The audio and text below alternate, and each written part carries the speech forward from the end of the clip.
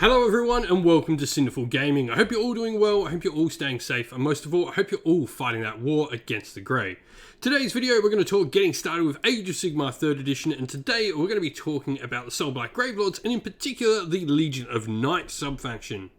In this video, we will go through all the stuff confirming, telling us what makes a Legion of Night special for a Soulblight Gravelords army, talk about all the special rules we get for being Legion of Night, and then we'll look at some units we can pick up as our first purchases, and then look at other units we can pick up later to give us a full 1,000 point army, and then at the end of the video, we'll give you a 1,000 point army, little sample army list for you to use as some inspiration to create your own Legion of Night Soulblight Gravelords army. So with that said, what do we get from being a Soulblight Gravelords Legion of Night army? For starters, we obviously get all the generic Soulblight Gravelord rules, but we also get the ability called Aegis Cunning, which is where we can set units up in ambush to arrive from the board edges in the course of the game. So this is pretty cool. It allows us to take units off the table, put threats on the edges of the table, force our opponents to have to think about where they move, what they're leaving open. They can't leave backfield objectives open or their flanks open, or we can put units there. This doesn't always need to be something you do. Just the threat of doing it forces your opponent to have to think and deploy in such a manner, especially when you outdrop them. And by outdrop, I mean when you have more drops than them, you will be able to make your opponent go, well, I haven't put down these 3 units, so they're going to have to go, well, I'm going to have to protect my flanks because you've still got 3 units to deploy down. It's pretty cool. Then you get a cool rule to coincide with that called the Bait, which is where Death Rattle and Deadwalker zombie units that start on the table during the first battle round will get +1 to their saves. So this is pretty cool. Allows you to draw your opponent in and then sort of counterattack with your flanking units. It's nice. The 2 rules work in concert together. On top of this, we get Battleline Vargas, which is a nice unit. These are another unit. They have the ability to ambush themselves, but don't have to do so from a board edge thanks to their own rule as well. And so, looking where to start, well, I think a great place to start with a Legion of Night army is with the named character variation, and that is Manfred von Carstein, the Mortarch of Night. I really love this about Soulblight Gravelords. The fact that all the different sub-factions have a named character is fantastic. It allows you to build some narrative around the characters. Now, Manfred is really cool. He's a decent fighter in close combat with a variety of different weapons. He can cast and unbind 2 spells in a hero phase. He ignores the first wound or mortal wound allocated in each phase thanks to his Armor of Templehof, and his Sword of Unholy Power allows him, if enemy models are slain by wounds inflicted by the model's Gust of War, until the end of that phase, you add 1 to the attacks characteristic of melee weapons used by friendly Soulblight Gravelords summonable units that are wholly within 12 inches of him. So he's a good buff piece as well if he's killing stuff. The Mortarch of Night allows him at the start of the combat phase, if the model's within 3 inches of enemy units, he can literally teleport away. So he can draw opponents in and then just not fight them. If he doesn't like the fight he's in, he won't be in that fight. It's really, really useful. On top of that, he's got things like the Hunger and Frightful Touch, pretty similar things for things that have like Spirit Host and a Vampire, allowing him to self-heal. He's also got Vigor of Undeath, which is his command ability, and he can add 1 to the hit and wound rolls for friendly Soulblight Gravelord units wholly within 12 inches of him until the next hero phase. His Wind of Death spell is just a nice little mortal wound damage output spell. Alongside him, I recommend picking up Death Rattle Skeletons. They're a solid bait unit. They have a better save than Deadwalker zombies to begin with, so in those early days of your force, they'll probably serve you that little bit better. This means they'll be on a 4-up save in the first turn, and they are good at being a beta strike unit, so a really good unit for bait. They like being hit and then coming back and then hitting your opponent back.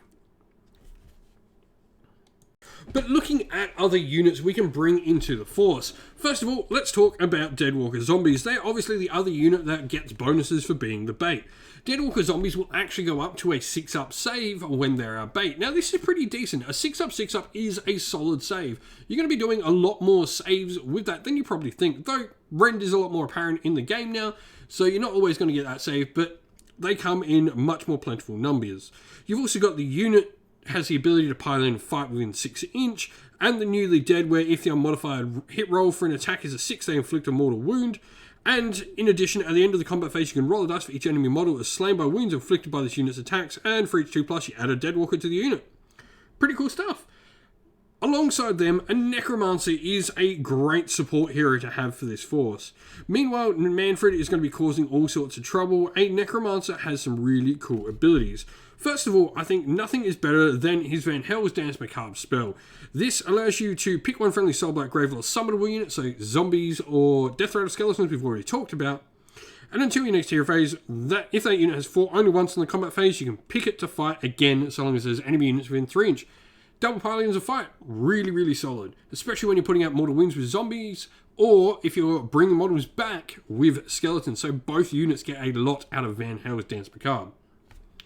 He's also got the cool ability of his undead minions, where if he's within range of any summonable units on a 3+, he can allocate any wounds or mortal wounds inflicted to him to the unit nearby instead. Now let's talk about Vargas. These are the unit that become battle line in the army, and they do have some pretty cool things. 12-inch move with fly, 5-up save and 4 wounds apiece is pretty nice. The Blood, Mad and Feeding Frenzy, where if their modified hit roll for an attack made by this unit is a 6, they score 2 hits instead of 1, and make a wound and save roll for each hit is pretty nice, especially with 3 attacks at 3/3 to round 1 damage 2. They can put out a surprising amount of damage. Death's Descent, like I said at the start of the video, allows this unit to deploy off the board and come down 9 inch away from enemy units anywhere on the board. So this is great. This can either allow them to come in from the board edge or anywhere they want on the table. It's a really good versatile tool to have in the army. On top of this, another unit that I like to put as an outflanking unit is Blood Knights. Blood Knights get bonuses on the charge. They'll get extra damage when they manage to charge, turning their Templar Blades and Lances into damage 2, which is really nice. And then you've got some other cool rules like Trample Underfoot, where they get to make a normal move if they're within 3 inch of enemy units, and it's a normal move, very important that. And if they travel over enemy units, they do mortal wounds to them, but the fact that it's a mortal wound allows them to charge again, meaning you can consistently get your damage bonus from the charges with your Blood Knights. I think all round, this is a good solid spread of units to add into your Legion of Knight force. They're really, really fun. There's obviously some other things you can take, remembering that all Death Rattle units get that bonus to save, so things like Black Knights and Graveguard get that bonus as well, which is really cool, including any White Kings on the table as well. But here we have our sample army list. Now we've gone for Soulblight Gravelords, obviously Legion of Night, Shaiish, Prize Sorcery is in here, mainly because Manfred's so hard to kill, it's just a given to use it. And also the Necromancer should be pretty hard to kill for our opponent as well. Triumph, we've gone for Inspired, that +1 to wound is really, really nice. Now Manfred von Cast Iron, he's just simply taken a spell. We've gone with Fading Vigor as the spell that he's taken, which is going to be from the Lore of Death Mages. What's cool about the Mortarks is they can take spells from either lore, and Lore of Death Mages is a better lore than Lore of the Vampires, surprisingly. Fading Vigor is his spell. This is subtract 1 from the attack rolls from an enemy unit. Pretty darn solid. Going to be really good at sort of toning down. You could, if you're facing more character-heavy armies in your local meta, Decrepify is another one. We subtract 1 from wound and damage of a hero. They're both sort of options to use in this. Depending on what you normally face and what your opponents sort of play, more would probably suggest which one of those twos I would recommend taking. A Necromancer is going to be our general. And what's cool about this, if Manfred is in Legion of Night, he is a general in addition. So we get 2 generals in this, which is pretty cool.